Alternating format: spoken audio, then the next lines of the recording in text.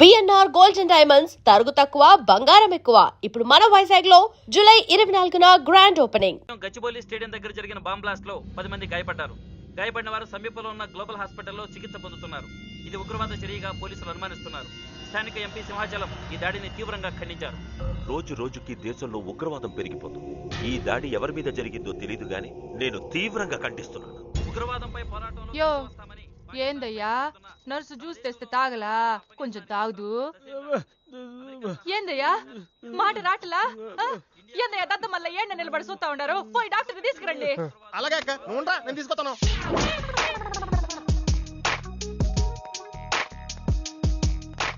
ఇది ఉంచండి. సార్ ఇక్కడ డాక్టర్స్ ఎవరు లేరా? కొంచెం పెద్ద డాక్టర్స్ ఎవరు లేరా?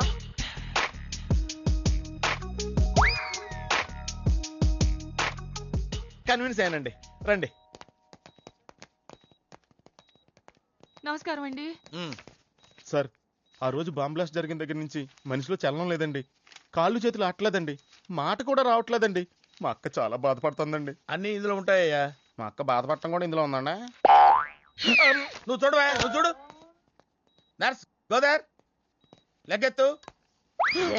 నీది కాదు, ఇతను లెగ్గెత్తు. చెప్పింది అర్థం చేసుకోండి. Take this.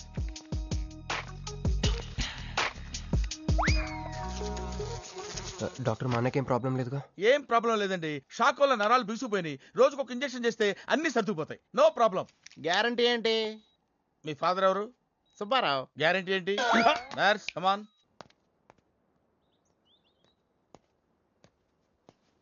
ఎందుకురా బాధపడుతున్నావు? మీ అన్నయ్య సేఫే కదా? అర్థమైంది. నువ్వు బాధపడేది ఆ ఇద్దరు అమ్మాయిల గురించినా? నైట్ అంతా మీను వేరే కల్లా. నీకు మీను వచ్చిందా? నాకు మంజు వచ్చిందిరా. 2 బాంబులు అట్టుకుని. హాయ్ బాబు రే, డెఫినెట్ గా ఈ అమ్మాయి ఏ టెర్రరిస్ట్ గ్యాంగ్ కో సంబంధించిందే ఉంటదరా. పేషెంట్ కి అనస్థిషియా ఇచ్చారా? నర్స్ ఎక్కడా? ఆ కత్తిలాగి.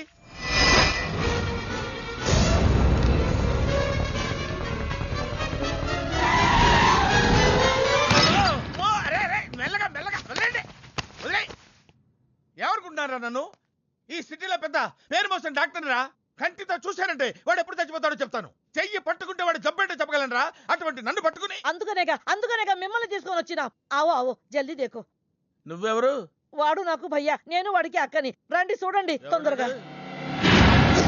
అమ్మో, మనిషే కదా?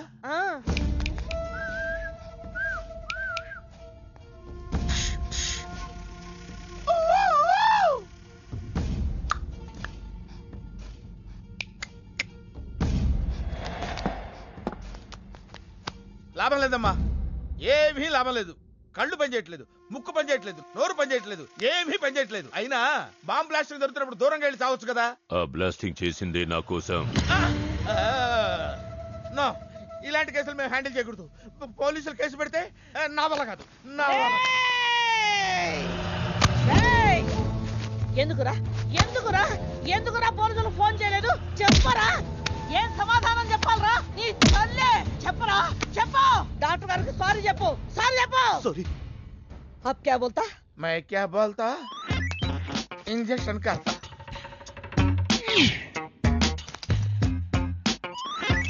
ए डॉक्टर, इंजेक्शन चाहिए.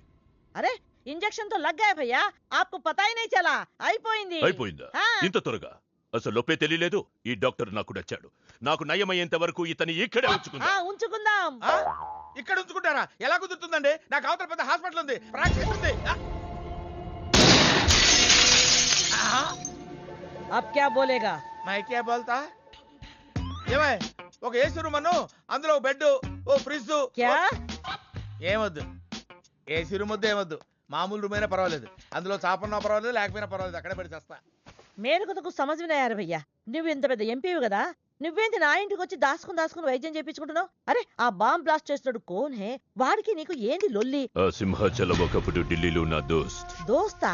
20 ఏళ్ల క్రితం ఒక మినిస్టర్ దగ్గర మేమిద్దరం పిఏలం. ఒక లెఫ్టినెంట్ కర్నల్ కూతురు సరోజ అక్కడ స్టెనోగా పనిచేసేది. ఈ సింహాచలం తన్ని ప్రేమించి పెళ్లి చేసుకుని బిడ్డని కూడా కన్నాడు. రాజకీయంగా ఎదగడం కోసం కర్నూల్లో ఉన్న ఒక పొలిటికల్ లీడర్ కూతుర్ని మళ్ళీ వాడు రెండో పెళ్లి చేసుకున్నాడు. ఆత్మాభిమానం కల సరోజ ఏడాది బిడ్డని తీసుకుని హైదరాబాద్కు వచ్చేసింది. అది అప్పుడు. ఇప్పుడు మేమిద్దరం ఎంపీలమే. ఇద్దరిలో ఒక్కడికే మినిస్టర్ అయ్యే ఛాన్స్ వచ్చింది. ఇద్దరు భార్యలు వాడుకున్నారని లోక్సభ స్పీకర్ ముందు నేను నిరూపిస్తే రాజ్యాంగం ప్రకారం వాడి ఎంపీ పదవి రద్దవుతుంది. అప్పుడు నేనే మినిస్టర్ అవుతాను. అవుతావు తమ్ముడు, నువ్వే మినిస్టర్ అవుతావు. ఆ సరోజ దొరుకుతుంది, దాని కూతురు దొరుకుతుంది.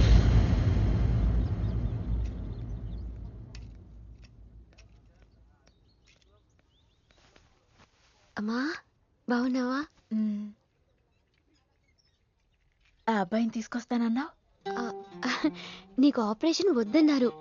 ఈ నేచర్ క్యూరే బెటర్ అని డాక్టర్ గారు చెప్పారు. నేను అడిగింది నువ్వు ప్రేమించిన అబ్బాయిని తీసుకొచ్చావా అని.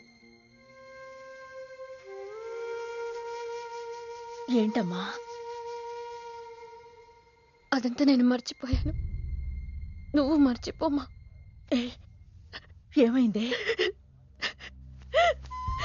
ఏమైంది తల్లి? నేను మోసపోయానమ్మా.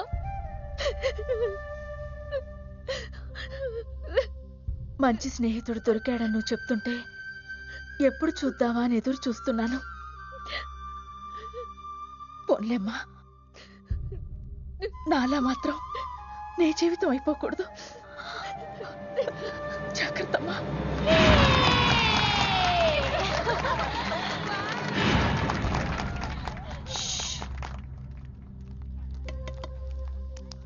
ఏంటే మేమందరం ఎంజాయ్ చేస్తుంటే నువ్వు ఇక్కడ సైలెంట్ గా కూర్చున్నావు? I'm totally confused. నీ కన్ఫ్యూషన్ ఏంటో నేను చెప్పనా? క్రిష్ ఇద్దరు అమ్మాయి లైఫ్లతో ఆడుకున్నాడు. అయినా అతనే నేనెందుకు కోరుకుంటున్నాననేగా. అవునే, అయినా అట్లాంటోడు నీకెలా నచ్చాడే? అట్లాంటోడే నాకు నచ్చుతాడు. నీకేంటే ప్రాబ్లం? నువ్వు ఇలా పార్టీలు ఇస్తూ ఉంటే మాకు ఎటువంటి ప్రాబ్లం ఉండదు. షటప్. అటు మీనుది జస్ట్ ఫ్రెండ్షిప్ యాంగిల్, నాది ఫస్ట్ నుంచి లవ్ యాంగిల్. మరి అతని యాంగిల్ ఏంటో? మగాళ్ళు ఎప్పుడు కన్ఫ్యూజ్ యాంగిల్లో ఉంటారే. ఎక్కడ కలర్ ఉంటే అక్కడ వాలిపోతారు. Naughty fellows. ఎందుకు పడ్డానో తెలియదు గాని అతనంటే నాకు పిచ్చి, ప్రాణం. అతన్ని పడేసి నా వైపు తిప్పుకోవడమే నాకు.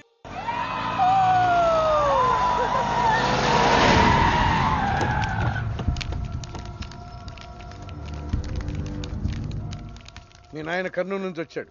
ఇక్కడే మన గెస్ట్ హౌస్ లో ఉన్నాడు. నిన్ను తీసుకురమ్మన్నాడు.